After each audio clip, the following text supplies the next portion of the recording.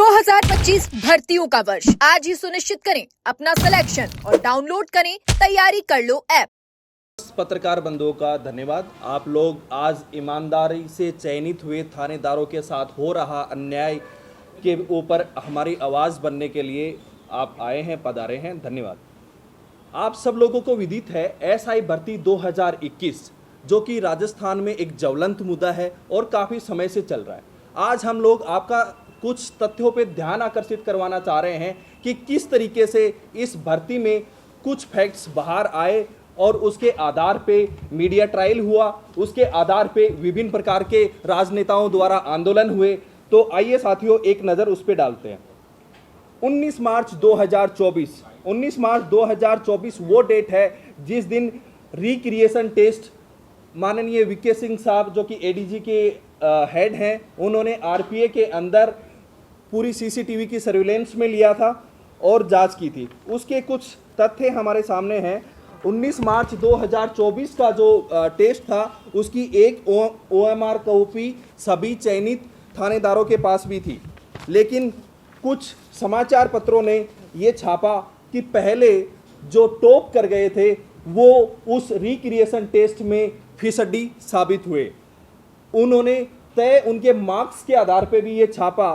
तो एक अंतर जो हमें दिखा वो ये था कि आरपीएससी में जहां पे एक क्वेश्चन 2 मार्क्स का था, एसओजी ने वो एक क्वेश्चन 1 मार्क्स का कर दिया। तो आपके आधे मार्क्स आपके वहीं पे कम हो जाते हैं। लेकिन इसको किस तरीके से प्रचारित किया गया वो थोड़ा संदेह के घेरे में है। उसके बाद हम आगे बढ़ते हैं। तो 13 अगस्त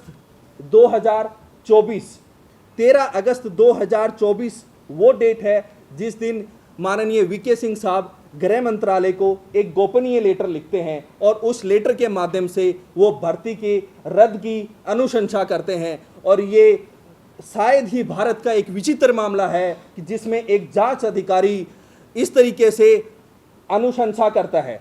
लेकिन हमारा सवाल ये है, जिस दिन 13 अगस्त 2024 को भर्ती रद्द की अनुशंसा की गई थी उसी दिन याचिका लग जाती है। तो कौन वो लोग हैं जो एसओजी के अंदर बैठे हुए उस लेटर को बाहर निकाल रहे हैं? ये कहीं ना कहीं सिस्टम पे एक इतना बड़ा सवाल है जिसको हमें देखने की जरूरत है। उसके बाद हम आगे जैसे ही बढ़ते हैं तो इसमें हम लोगों ने बताया कि एक तथ्य हमारे सामने ये भी आया कि एक ही गांव से 100 थानेदारों का सिलेक्शन हो गया। तो इसमें हम चीज़ें देखेंगे कि 2017 से 2021 से उस जिले से अभी तक 71 सिलेक्शन हुए और इस भर्ती के अंदर उस जिले से 39 सिलेक्शन हुए। तो जिसने भी ये बोला वो जनप्रतिनिधि शायद उनका मैथमेटिक्स बहुत ज़्यादा कमज़ोर है। उसके बाद हम उस चीज़ पे आते हैं। 6 मार्च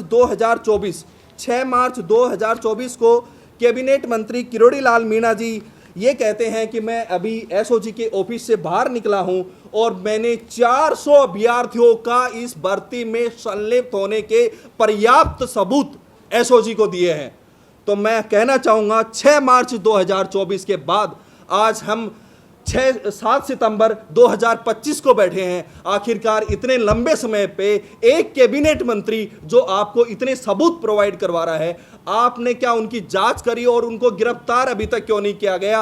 ये चोर अभी तक क्यों खुली हवा में घूम रहे हैं? ये एक सवाल है। उसके बाद हमने देखा और हमने बार बार ये पाया कि जिस तरीके से घटनाक्रम आगे बढ़ता है और एक आरोप बार बार ये लग रहा है कि जब किरोड़ी लाल मीणा जी को जो कि इस भर्ती में मुखर रूप से रद्द कराने के लिए आगे थे और उपचुनाव का समय था, जब किरोड़ी लाल मीणा जी को लगा कि उनके उपचुनाव की जो मार्केटिंग है वो थोड़ी ढीली पड़ गई है और भिक्षाम देही करके वोट मांगे जा रहे हैं, उन्होंने एक प्रोपोगेंडा किया। उन्होंने अपने ही 2 नेताओं को पानी की टंकी पे चढ़ा दिया और उस न्यूज़ को इस तरीके से प्रचारित किया कि कहीं ना कहीं इस भर्ती के अंदर इस तरीके की गड़बड़ियां हो रही हैं। उसी दौरान जब मोदी जी की रैली होनी थी, वहां पे जब सारा पुलिसकर्मी अपना कर्तव्य का पालन कर रहा था, उसी में हमने सीआई कविता शर्मा को देखा जो अपना कर्तव्य का पालन कर रही थी। और कर्तव्य का पालन करते हुए अक्सर जब देखा जाता है कुछ इस तरीके के इवेंट्स होते हैं तो कुछ नेताओं को हिदायत दी जाती है कि आप इस तरीके का माहौल नहीं बनाए, माहौल को सौहार्दपूर्ण रखे। वही काम वो कर रहे थे, अपने कर्तव्य का निर्वह कर रहे थे। लेकिन मंत्री जी उस दौरान भी किस तरीके से सीआई कविता शर्मा के सामने भिड़े और किस तरीके का वो वार्तालाप हुआ, आप सब लोगों के पब्लिक डोमेन में है। तो मैं कहना चाहूंगा कि ये राजनेताओं का कहां तक सुचिता है। वो कहते हैं भर्ती की सुचिता रद्द होगी, अरे यहां तो राजनेताओं की खुद की सुचिता दाव पे है। आप कैबिनेट मंत्री हैं, आपने अपनी लाइन क्रॉस करके इस तरीके की चीजें मीडिया में बार बार आपने दी हैं। और जो 13 नवंबर 2024 की घटना है वो आप सब लोगों के सामने है। उसके बाद हमने देखा 200 से अधिक थानेदार रडार, 50 गिरफ्तार, 45 बर्खास्त, कई वांटेड गिरफ्तार।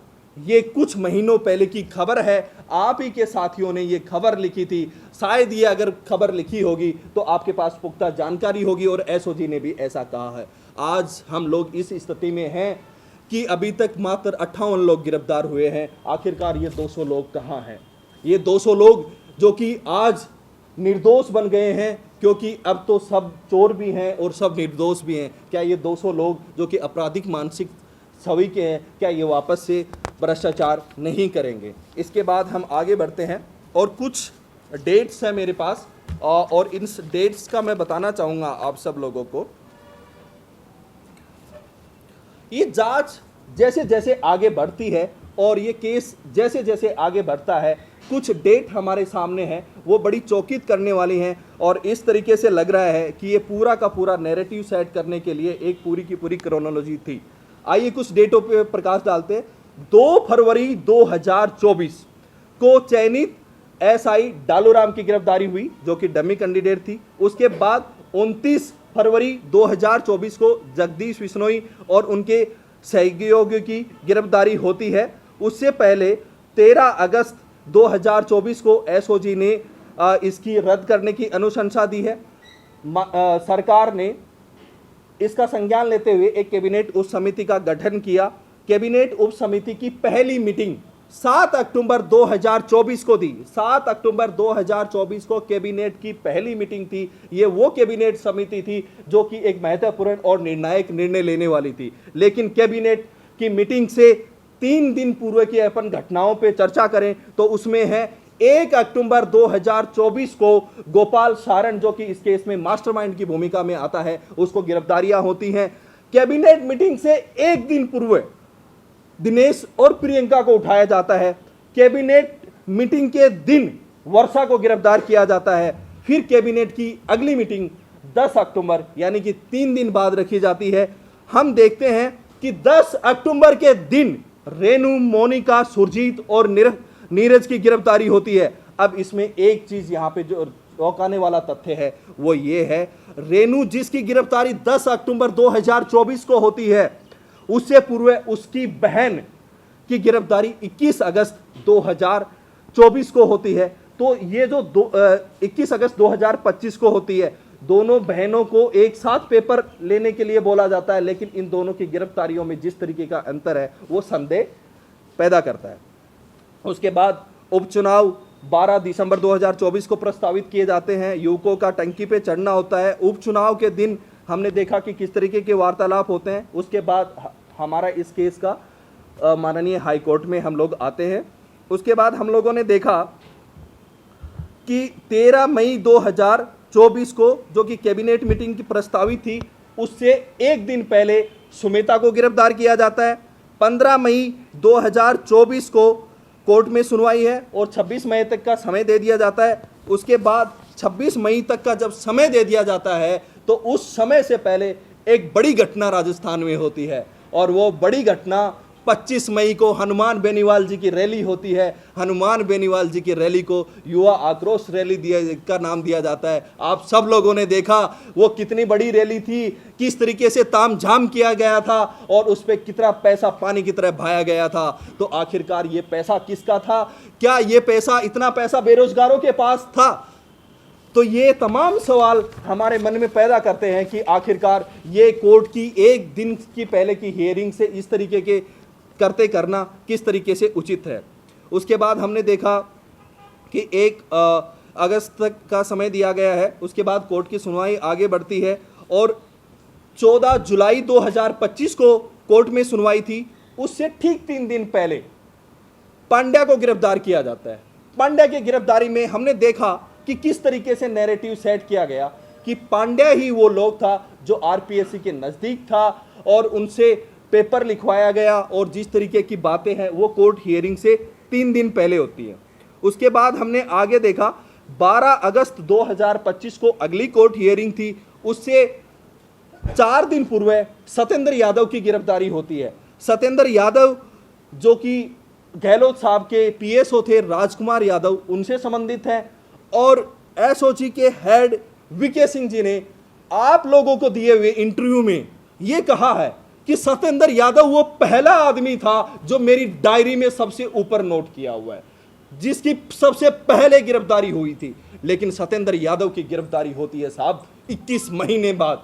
21 महीने बाद जब ये केस निर्णायक मोड़ पे था, जब केस की कुछ अंतिम सुनवाई चल रही थी, उस समय सत्येंद्र यादव की गिरफ्तारी होना और पूर्व मुख्यमंत्री के साथ नाम जोड़ना और जिस तरीके की हाईलाइट और मीडियाबाजी होना, ये बहुत बड़ा एक संदेह हम लोगों को लग रहा है। 22 अगस्त 2025 को फिर से कोर्ट में सुनवाई थी। जो रेणु 10 अक्टूबर 2024 को गिरफ्तार हो गई थी, उसकी बहन को 21 अगस्त को गिरफ्तार किया गया है, और उसकी बहन को जो गिरफ्तार किया गया है उसमें कारण बताया गया था कि पुरुषोत्तम धादीच के द्वारा दोनों ने पेपर लिखा। उसके बाद अपन ने देखा कि किस तरीके से माननीय हाई कोर्ट ने अपना जजमेंट सुनाया। अब इसके बाद मैं कुछ तथ्य और आपके सामने इसमें रखना चाहूँगा।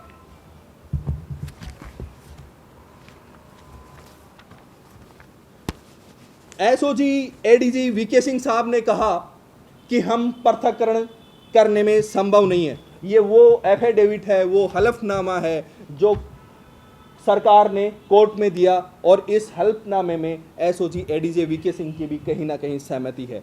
इसमें साफ साफ ये लिखा हुआ है पृथक करने की कार्यवाही लगभग पूर्ण हो चुकी है और प्रमुख गिरफ्तारियां पूरी हो चुकी है। इसी में जब हम आगे देखते हैं तो इसमें लिखा हुआ है निष्कर्ष के तौर पे, गत 3 परीक्षा के जिलेवार अभ्यर्थी चयनित प्रतिशत के विश्लेषण से इस प्रकार का कोई ठोस एवं निर्णायक संकेत नहीं मिलता है। वर्ष 2021 की भर्ती परीक्षा में कोई व्यापक गड़बड़ी या अनियमितताएं नहीं पाई गई हैं, यानी कि कोई भी मास लेवल पे लीकेज नहीं हुआ है। जो लीकेज हुए हैं वो कुछ चैनल्स के माध्यम से हुए हैं, आंशिक रूप से पेपर लीक हुआ है, और डमी के माध्यम से एक भ्रष्टाचार हुआ है, और एक इंटरव्यू के माध्यम से जो भ्रष्टाचार हुआ है उसकी बात इसमें कही गई है। आप ये इनका देखेंगे, इनमें इन्होंने साफ साफ कहा है कि 785 वो अभ्यर्थी हैं जिनका एक भी प्रमाण नहीं मिला है, जो कि आंकड़ा 94% होता है। जालोर वाली घटना अपन ने देख ही ली थी, अभी बात किया उस पर।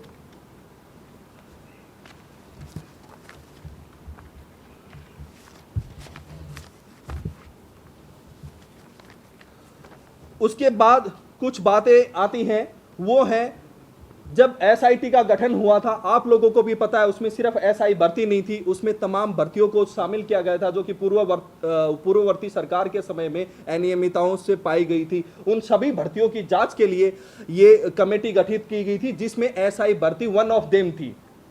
उसके अंदर हमने देखा कि यूनिक भांबू, जिसका बार बार नाम आता है, यूनिक भांबू वनपाल के दौरान उन्होंने गड़बड़ियां की थी, और वनपाल भर्ती का अभी क्या स्टेटस है, किस तरीके से है, उस पर अभी कोई बातचीत नहीं हुई है। अगर आप बाबूलाल कटारा को देखते हैं तो इन्होंने कहा बाबूलाल कटारा का उसमें इन्वॉल्वमेंट है। बाबूलाल कटारा आरपीएससी के मेंबर होते हुए तमाम भर्ती प्रक्रियाओं में सम्मिलित थी। क्या उन सभी भर्ती प्रक्रियाओं पे फिर से बातचीत हो रही है, जांच हो रही है? क्या उनको भी रद्द करने की अनुशंसा दी जा रही है? इसके बारे में कोई भी क्लियरिटी नहीं है। जितनी भी भर्तियां बाबूलाल कटारा जी के समय हुई, आज उन भर्तियों में हजारों बेरोजगार अपनी नौकरी कर रहे हैं। आज वो संशय के घेरे में है जो ईमानदार भी है, क्योंकि ईमानदार तो एसआई भर्ती में भी थे, ईमानदारों के बारे में हनुमान बेनीवाल भी कह रहे हैं ईमानदार थे, किरोड़ी लाल मीणा जी कह रहे हैं ईमानदार थे, वीके सिंह जी कह रहे हैं ईमानदार थे। तो वो जो तमाम भर्तियों में जो ईमानदार थे, आज उनको भी अपने भविष्य का खतरा है कि कल उनकी भी नौकरी चली जाएगी। और सिर्फ उनको ही नहीं, हमारे पास लगातार फोन कॉल्स आ रहे हैं। जो कर्मचारी पिछले 35 साल से राजस्थान में नौकरी कर रहा है, कोई 20 साल से कर रहा है, कोई 25 साल से कर रहा है, ऐसे लाखों कर्मचारियों को आज अपने भविष्य का खतरा मंडरा रहा है कि पता नहीं कब कौन सा नेता अपनी सस्ती लोकप्रियता के चक्कर में आ जाए, अपने लाखों लोगों की भीड़ ले जाए और हमारी नौकरी को खा जाए। हम लोगों ने देखा कि बार बार ये कहा जा रहा है कि बड़े स्तर पर पेपर लीक है, सेग्रेशन संभव नहीं है। तो हमारे सामने कुछ चर्चित केस हैं, जिसमें राजस्थान का ही भंवरी देवी केस है। इतना पुराना केस था, उसको हमारे राजस्थान पुलिस जो कि इतनी काबिल है, उन्होंने सॉल्व कर दिया। हमने देखा कि व्यापम घोटाला भारत का सबसे बड़ा घोटाला था और इतने सालों बाद, 13 सालों बाद कॉम्पिटेंट पुलिस अधिकारियों ने, सक्षम पुलिस अधिकारियों ने उनकी जांच की और एक एक से निकाल करके लेके आए। हम लोगों ने बचपन से ये पढ़ते आए हैं कि साहब कानून के हाथ बहुत लंबे होते हैं, अपराधी चाहे कहीं पे भी छुप जाए, अपराधी कितने भी साक्ष्य मिटा दे, लेकिन कानून के हाथ आखिरकार उनको पकड़ ही लेते हैं। लेकिन एडीजे वीके सिंह साहब का ये कहना कि ये मेरी गलती थी और ये सब लोगों को मैं पृथक्करण नहीं कर पाया, ये कहीं ना कहीं आज उन हजारों जो कि आईपीएस ऑफिसर हैं, जो कि बाकी अन्य पुलिस सेवाओं में हैं, सब उन अधिकारियों का भी एक तरीके से मनोबल गिराता है कि जो अधिकारी आज इतनी ईमानदारी से कर रहे हैं। हमने देखा कि एटीएस जो कि राजस्थान की है, वो विदेशों से साहब अपराधियों को पकड़ रही है। माननीय दिनेश एमएन के साथ में इतनी अच्छी कार्रवाई हो रही है। तो ऐसे में ये कह देना, मीडिया में ये कह देना कि हम पृथक्करण नहीं कर पाए थे, इसलिए हमने 800 लोगों को सूली पे चढ़ा दिया, साहब ये गले नहीं उतरता है। उसके बाद हम लोगों ने देखा, ये कह दिया गया कि पुनः एग्जाम ले लेंगे और जो उसमें नियम वही रहेंगे जो 2021 के समय रहेंगे। साहब जो निर्णय आप लोगों का है, आप बड़े लोग हो, न्यायपालिका है, सब लोग हैं, आपका निर्णय सर्वोपरि है, हम लोग मानेंगे, हमारे बच्चे दोबारा एग्जाम में भी बैठेंगे। लेकिन मैं पूछना चाहता हूं कि जब 2021 में वो नियम आपने बनाए थे, उसके बाद एक सब इंस्पेक्टर जसकरण, जिसका लिगामेंट टूट गया, जिसका घुटना चला गया है और वो आज अपाहिज हो गया है, क्या 2021 का उसका घुटना आप लौटा दोगे?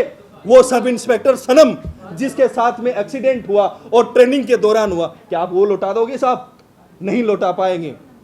तो और जिस तरीके की मीडिया ट्रायल और मानसिक अवस्था में आपने ऐसे थानेदारों को रख दिया कि उसकी बात ही क्या करें। कई मानवाधिकार संगठनों ने हमसे संपर्क किया और बोला कि किस तरीके से आप ये ईमानदार थानेदार आज इस तरीके की मीडिया ट्रायल और मानसिक अवस्था में जूझ रहे हैं, हम इसको आगे बढ़ाना चाह रहे हैं। उसके बाद एक नैरेटिव बार बार ये फैलाया जाता है कि 35 दिन पहले पेपर लीक हो गया। सबसे बड़ा नैरेटिव, 35 दिन पेपर लीक हो गया, और अगर पेपर लीक हो गया तो पता नहीं कहां कहां पेपर गया।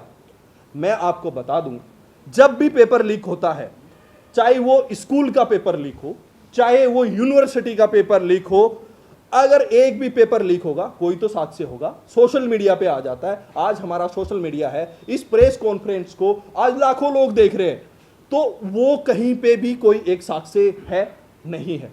कुछ छुटपुट की घटनाएं, जिसमें बीकानेर की घटना, बीकानेर के एसपी ने संज्ञान लिया, उनके मामले में आई, उन्होंने जांच किया और वो जांच की प्रक्रिया आगे चली। तो हम वही कह रहे हैं, आंशिक घटनाओं को छोड़ दिया जाए तो ये जो मास लीकेज की बात की जा रही है, ये उस समय भी नहीं था। फिर हम लोगों ने देखा कि चलो ठीक है, निर्णय आ गया, दोबारा एग्जाम भी दे लेंगे, लेकिन जो सबसे बड़ी, जो किसी भी आदमी की पूंजी होती है, वो उसका सामाजिक, उसकी प्रतिष्ठा होती है। लेकिन आज जिस तरीके से ईमानदार थानेदारों के ऊपर चोर का कलंक लग गया है, यह कलंक कैसे टूटेगा? मैं आपको बताना चाहता हूं, इन ईमानदार थानेदारों में एक सब इंस्पेक्टर हमारा ऐसा है, जब भारत देश पे विपत्ति आई और 26/11 का ताज हमला हुआ, तो वो सब इंस्पेक्टर सीना तान करके खड़ा हो गया कि पहली गोली मैं खाऊंगा, आतंकवादियों से मैं लोहा लूंगा। उस सब इंस्पेक्टर में ईमानदारी और देशभक्ति इस तरीके से कूट कूट करके भरी हुई थी कि उस सब इंस्पेक्टर ने कहा, अब मेरी आर्मी की नौकरी, मेरी कमांडो की नौकरी पूरी हो गई है और मेरा ये जज्बा मैं राजस्थान पुलिस में दिखाऊंगा और एक एक अपराधियों को पकड़ करके दिखाऊंगा। लेकिन हमने साहब उसके साथ क्या किया? जिस देशभक्त सैनिक को ईमानदारी का सम्मान देना चाहिए था, जिसको सम्मान करना चाहिए था, बड़े दुख की बात है हमने आज उसको चोर कह दिया। आज उसको चोर कह करके बोला जा रहा है, समाज के अंदर वो चोर बन गया है। क्या उसने चोर बनने के लिए अपना सीना आगे किया था?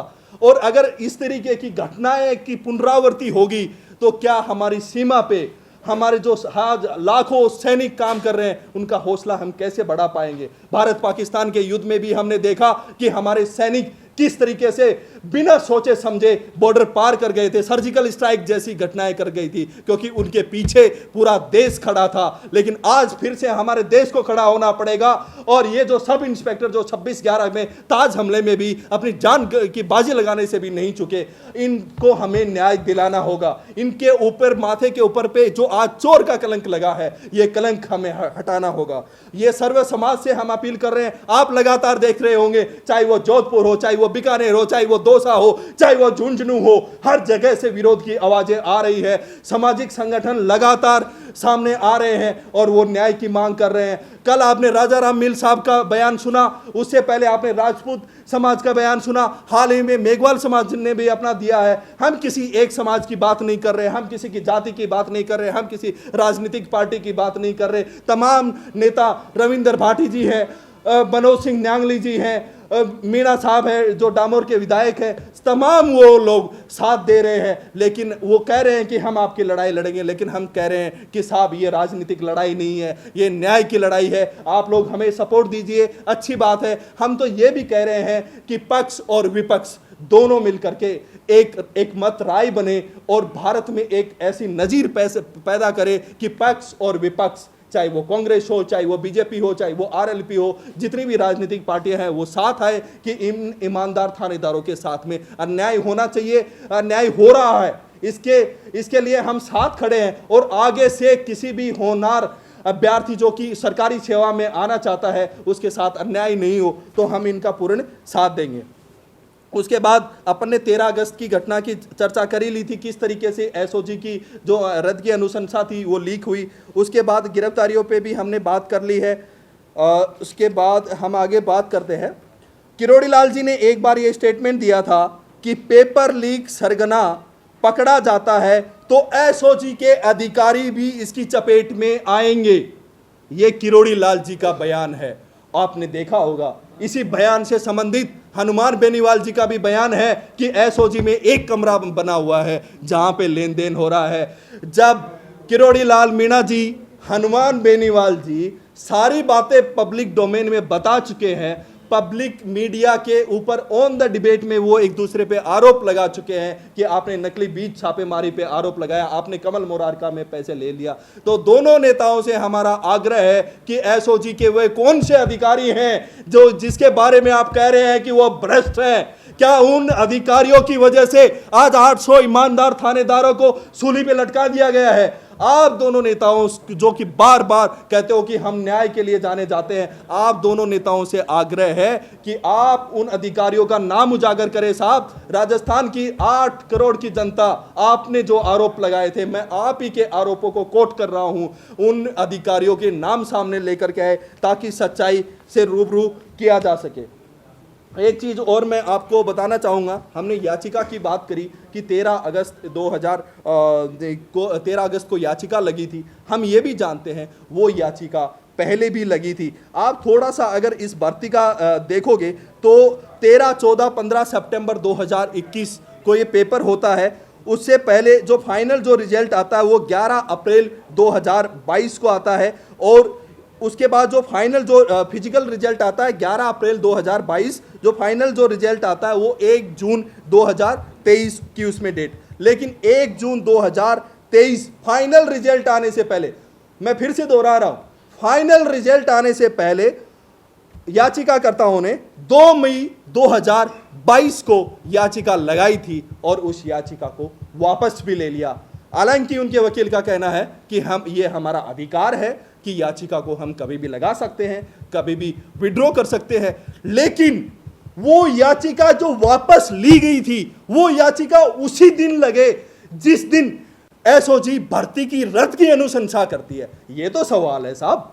आपने बोल दिया कि याचिका को लगाना और याचिका को विड्रॉ करना आपका अधिकार है, हम एग्री करते हैं, संविधान में लिखा हुआ, लेकिन उसी दिन आपका दूसरी याचिका लगाना, ये टाइमिंग का खेल तो है। तो ये तमाम चीज़ों पे हम लोगों ने अभी बात किया। मैं इसको कंक्लूड करता हूं प्रेस कॉन्फ्रेंस को, और कंक्लूड करते हुए मैं आपको फाइनल रिमार्क्स बताना चाह रहा हूं। एक सेकंड सर, बाइट भी आए, बाइट, एक सेकंड, 1 मिनट का टाइम आप लोगों ने धैर्य रखा, थैंक यू सर। हम लोगों ने देखा ये पूरा का पूरा मामला चला, एसआई भर्ती से संबंधित मामला चला। सबसे पहले माननीय मुख्यमंत्री न्यायप्रिय भजनलाल जी जब से मुख्यमंत्री बने और उन्होंने शपथ ग्रहण करी, शपथ ग्रहण करने के कुछ ही दिनों बाद उन्होंने स्वतः संज्ञान लेते हुए अपने घोषणा पत्र के अनुसार एसआईटी का गठन किया। एसआईटी का गठन किया और पूर्ववर्ती सरकारों के जितने भी भ्रष्टाचार थे सभी भर्तियों की जांच की बात की गई। और उन्होंने एडीजे वीके सिंह साहब ने कहा है कि माननीय भजनलाल जी ने हमें फ्री हैंड दे दिया था, हमें तमाम संसाधन उपलब्ध कराए थे और पूरा उनका सपोर्ट था, और यही वजह है कि हम इतने लोगों को पकड़ पाए। तो मैं कहना चाहता हूं, एक तरफ जो मुख्यमंत्री जी बार बार मगरमच्छों को पकड़ने की बात कर रहे हैं, बार बार अपने विभाग को फ्री हैंड दे रहे हैं, फिर उसी जांच एजेंसी जो लेटर लिख रही है वो लीक हो रहे हैं। उन्हीं के कैबिनेट मंत्री किरोड़ी लाल मीणा जी कह रहे हैं कि उसी एसओजी में से कुछ भ्रष्ट अधिकारी हैं। तो एक मुख्यमंत्री जो न्यायप्रिय छवि का है, जो जांच करना चाहता है, लेकिन उन्हीं के टीम के साथी, उन्हीं के अधिकारी और उन्हीं की जांच एजेंसियां इस तरीके की चीजें कर रही हैं। तो हम बार बार देख रहे हैं एक अकेला आदमी कितना लड़ेगा इन चोरों से, जब वो साफ कह चुके हैं कि मगरमच्छों को पकड़ना है। तो मगरमच्छ तो उनकी छवि भी खराब करेंगे, मगरमच्छ दूसरी चीजें भी फैलाएंगे। बिल्कुल नाम बताएंगे, बिल्कुल नाम बताएंगे, आपके सामने आएंगे, सब लोगों के नाम बताएंगे। और एसओजी के वो जिन अधिकारियों का किरोड़ी लाल मीणा जी और हनुमान बेनीवाल जी कह रहे उनका भी नाम बताएंगे, सबका नाम बताएंगे हम लोग, लेकिन समय आने पे हम लोग बताएंगे।